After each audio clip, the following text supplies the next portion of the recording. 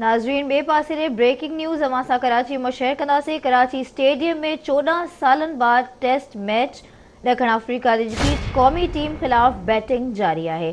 ॾखण अफ्रीका की team toss खटे बैटिंग जो फ़ैसिलो कयो। टेस्ट मैच में कामयाबी लाइ ॿई टीमूं पुरजोश।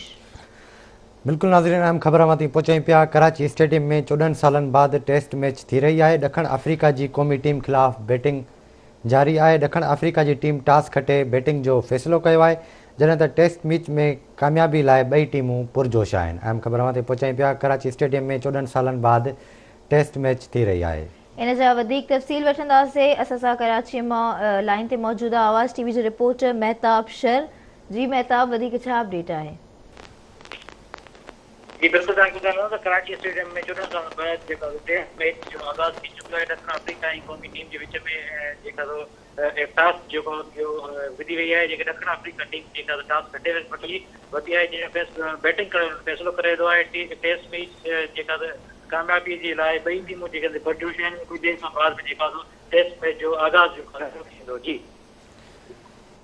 वॾी मेहरबानी अपडेट करण लाइ।